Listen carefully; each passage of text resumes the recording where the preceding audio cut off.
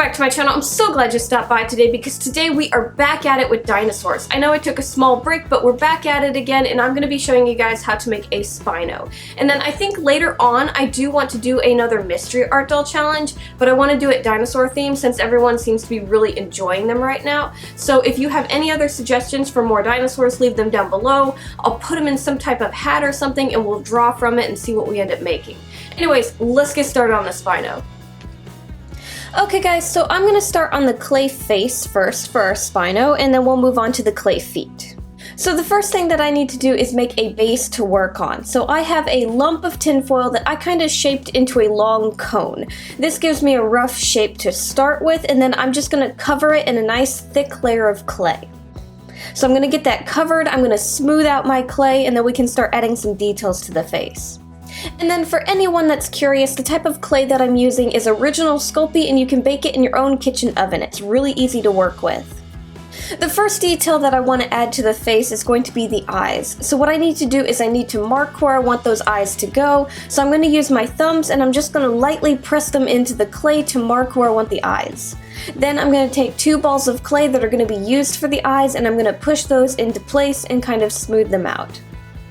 Once those are positioned where I like them, I'm going to start taking some strips of clay and I'm going to start making eyelids around the eyes. The eyelids are kind of something that you want to spend a little bit of extra time on because they really do help make a really good expression on your face. Especially with something that doesn't really have a very expressional mouth like a Spino, you really want to get the eyes just right. And because I'm going for a baby kind of cute, almost cartoonsy look, I'm going to try and keep them really soft, wide-eyed, and childlike. After that, I want to start on the mouth, but I realized the end of the muzzle is a little bit too pointed and I wanted it to be a little bit rounded. So I'm going to add some clay to that, and then we'll add the lips to the mouth. To make the lips of the mouth, I'm just going to take a really long strip of clay that I've rolled out, and then I'm just going to place it on the face. I'm going to make sure it's even on both sides and in a good position, and then I'm going to push it in and blend it into the side that I want the lip to be for. So if you're doing the upper lip, you're going to blend the clay upwards. If you're doing a bottom lip, you're going to be blending the clay downwards. And now with this, I mainly want the style to have an upper lip, but I will have to add a little bit of clay to make a bottom lip, mainly because I want the teeth to interlock like a crocodile, and I can't do that unless I have a little bit of the bottom lip sticking out so I can put the teeth somewhere. After I'm done with the lips, I'm going to move on to making the nostrils real quick, and then we're going to move on to making the teeth. So for the nostrils, I'm just going to take 2 balls of clay, I'm going to push them where I want the nostrils to go, I'm then going to push into those balls of clay to make the opening of the nostrils, and then I'm going to blend the ball of clay into the face. Now for adding the teeth, basically what I'm going to be doing is I'm going to make a bunch of little balls of clay, and then I'm going to roll them out into cones. Then I'm going to be placing them going up and down, going across the lips. Once I have everything into place, I'm then going to use my tools to blend the teeth into the lips so they look like they're actually coming out of the lips or the gums instead of just resting on top of them. I'm also going to be using my tools to kind of sharpen the teeth a little bit because some of them, when I push them into place, kind of rounded off a little bit, and I do want them to have somewhat of a point. And then after that, it's mainly adding the scale detail to the face. So I want to add some details to the lips, so I'm going to use some line works to divide the lips into different scales like a reptile would have, and then I'm going to use my other tools to round the very top of it to separate it from the face. I'm also going to be using little ovals to make some scales on the top of the head. I'm just going to overlap them a little bit. And then for the forehead, I wanted to make the scales look very delicate and round, kind of cartoony in a way. So basically I'm trying out using a straw for this, and I'm just going to be pushing it into the clay to make a scale. I did kind of bend the straw a little bit so it wasn't perfectly round, and it created more of an oval effect. After I'm happy with all the details of the scales, I'm going to start straightening up the edge where we're going to connect the head later to the plush. So basically I'm just going to mark it with my tool, and then I'm going to scratch away the extra clay that I don't need. That way it kind of has a nice sunken in spot where we can place the fabric. And that's how I made the head for the Spino. I'm going to put this in the oven at 275 Fahrenheit for probably about 45 minutes. Now we're going to move on to making the clay feet. Now for the feet, I want them all to be very similar. Most of the time I like having my front feet a little smaller and more delicate, but this time I want them all to be pretty much the same. So I made a very simple wireframe to use on both of the front feet and both of the back feet. And basically what I'm going to be doing is I'm going to take my clay and I'm going to be making the claws at the end of each wire first. So I'm going to take a little ball of clay and I'm going to roll it out into a cone and I'm going to push it onto the end of each wire. I'm going to do that to all of the wires. Then I'm going to use my fingers to kind of shape it a little bit and straighten it out, and we're going to bake this for probably just 20 minutes at 275 Fahrenheit. So once those are out of the oven and have cooled, we can move on to making the bottom of the feet. Now I'm going to be doing the bottoms of these feet a little bit different than I normally do my feet, and that's because I want to give them a bit of a webbed toe effect. So I'm going to start the feet like I normally do, and I'm going to use some balls of clay and push them onto the bottom of the wire for each of the toes. These are going to be the very tips of the toes. Now before we move on to finishing the shape of the toes, we're going to add the webbing. And basically I'm just going to roll out some clay nice and thin and I'm going to rest this over the wire frame. So I'm just going to cut off the extra clay and then I'm going to use some more balls of clay and I'm going to continue going down the wire frame.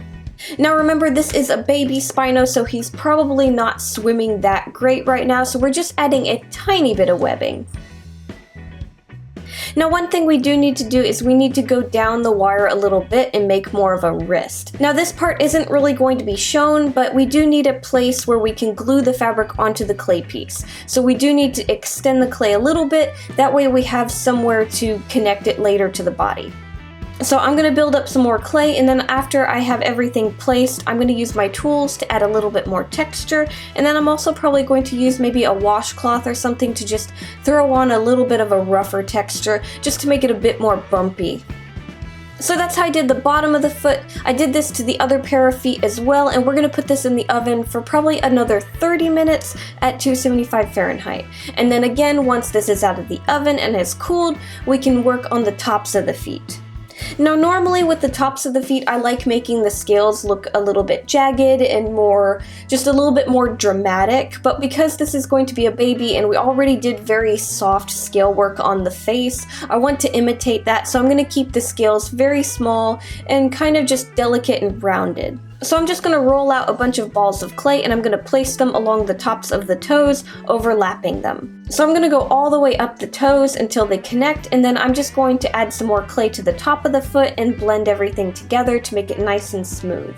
Then I'm going to do the same effect that we did to the Spino's forehead, and I'm going to use a straw to add some scale works to the very top of the foot. Now I am using a little bit of a smaller straw just because the bigger straw wasn't working, but it'll give the same effect and you really won't notice the difference in size. Once I've done that to all 4 of the feet, I'm going to put these in the oven at 275 Fahrenheit for probably about 45 minutes to make sure everything is nice and baked. We're going to let all of our clay pieces cool and then we can move on to painting them. Okay, everything is out of the oven and is cooled, and we're going to start painting. So the first thing we're going to do is we're going to primer our pieces the color that we want our Spino to be. And I've decided that I want my Spino to be kind of a dark green, kind of like how we did the Carno, so I'm just going to primer all of the clay pieces with that color. Now if you want to use green too, just remember that green is one of those colors that just doesn't like applying to surfaces, so you may have to do a few coats until you're completely covered. Okay, our primer layer of green is all dried and we can start adding some highlights. I think we'll start on the face first and then we'll work on the feet. So I'm going to take a much brighter green and I'm going to start applying it to the face where I want the face to be brighter. So I'm just going to glob it on a little bit and then I'm going to use another brush that's a bit rougher and I'm going to start blending it in. I'm then going to move on to painting the scales on the lips. So these are going to be kind of more of a greenish bluish color instead of the greens that we're working with.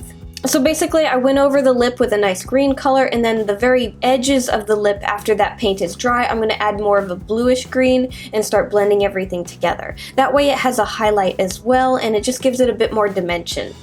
I'm also painting the scales on the top of the face, the more lifted up ones, with the same color that we're using for the edges of the lip. Then I'm going to take some white paint and I'm going to make a white highlight outlining the lip scales. This helps kind of bring them out a bit and make them look a little bit more defined. Now we just need to paint our Spino's teeth a nice white color. Now remember, because we painted everything a darker color, you may have to do a few coats of white before they look nice and crisp. And then lastly, we need to paint our Spino's eyes. I thought orange would be a really nice bright color to add to the face that would stand out. So I'm going to go over the whole eye with a nice orange color. Again, you may have to add a few layers because we're going over a darker color with a lighter color. After the orange is dry, to add a little bit of red to darken up the edges a little bit, and then I'm going to paint on the black pupil. And then the last thing I'm going to do is I'm going to add a white highlight to the eyes to make it look like they're sparkling or kind of wet. And that's pretty much all the painting I'm going to do for the face. I'm going to move on to the feet now and basically use the same colors to add the details to those. So I'm going to do the same thing that we did to the face, and I'm going to start by adding some highlights to the feet. I'm going to start with the tops of the feet. So we're going to brighten up the tops of the feet and make sure to blend that in nicely so it has a nice fade from bright to dark. And then the bottoms of the feet, I think I'm going to paint more of a kind of muted brown color. After that, I'm going to paint the claws black, and then I'm going to move on to adding some highlights to the very tops of the feet. So I'm just going over the scales on the toes and just adding a little bit of a white highlight to everything. And that's pretty much all the painting that we're going to do. I'm going to let everything dry, and then I'm going to apply a layer of resin over everything to protect it. So these are going to have to dry overnight, and then we can start putting everything together. So while those are drying, we're going to work on the sewing for the body. Okay, so this is the pattern that we're going to use to make our baby Spino, and it's actually the same pattern that I made our stego with. The only thing different was I made the legs a little longer, and then of course it has the sail going down the back. So for the body, you're going to need a left and a right body piece, the belly piece and the inside parts of the legs, and then the two sides of the sail. Now the sail we're going to start on first because it's the easiest part and we're just going to get it out of the way. And basically I just have the fabric folded over with the fuzzy side on the inside, and I have the pattern drawn out. So I'm going to be sewing along the top of the sail, and I'm going to leave the bottom part open. So I'm just going to use my sewing machine for this, and after I'm done with that, I'm just going to cut everything out and flip it right side out. Now if you want, you could just leave the sail this way. It may be a little bit floppy, but I want to make it to where this stands straight up and it works just like a sail of a Spino. So what I'm going to do is I'm going to take my sewing machine again, and I'm going to sew some lines in it to make it kind of ribbed. So I'm just going to go down the whole thing with the sewing machine. Once you have all the lines sewn into place, now we can stuff our sail. So I'm going to stuff in between the sewn lines. Now if you don't do the ribbing effect down the spine and you stuffed it, it would just kind of be a little fat and chunky and it wouldn't look like a sail. So doing this kind of helps shape it, and it keeps it to where it's not going to flop over. As you can see, it's nice and strong and it's holding its shape very well. Now we're going to move on to the actual body of the Spino, and like most of my sewing, I'm going to sew the legs first. So I've got my body pattern all laid out, and I've got the inside parts of the legs pinned into place, and I'm going to sew down the front and back of the legs. Now for the backs of each of the legs, I am going to leave about an inch of wiggle room that I'm not going to sew. This just makes it a lot easier to add the feet later. Once all 4 legs are done, we're going to move on to attaching the belly piece and putting everything together.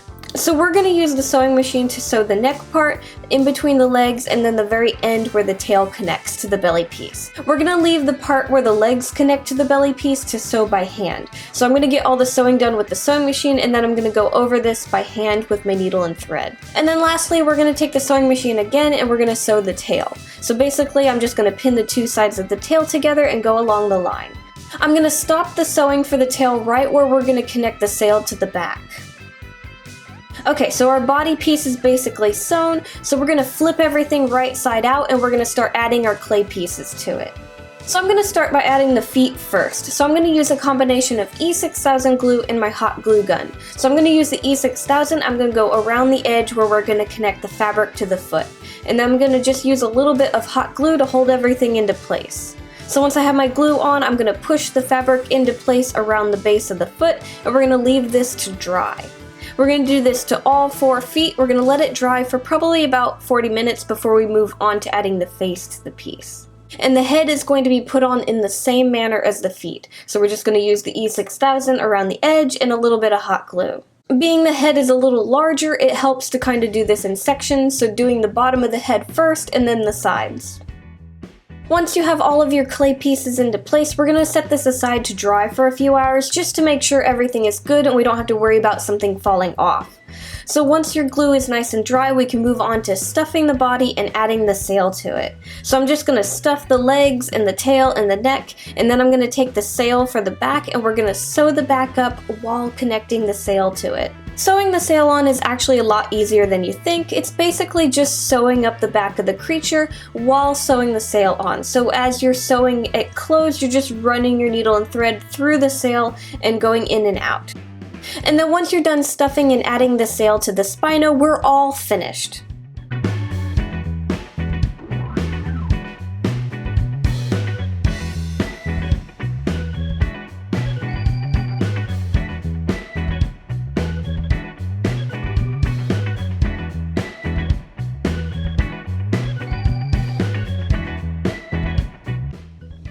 Okay guys, and that's how I did a Spinosaurus. I had so much fun. I'm gonna have him along with a bunch of other creatures in my Etsy shop, so make sure to check the links down below for that. Also, don't forget, if you want to participate in selecting a random dinosaur for our mystery art doll challenge, leave your suggestions down below and we'll see what we get. Anyways guys, I really hope you enjoyed today's video. If so, leave me a like, subscribe, do all that fun stuff. I'll see you guys next time. Bye!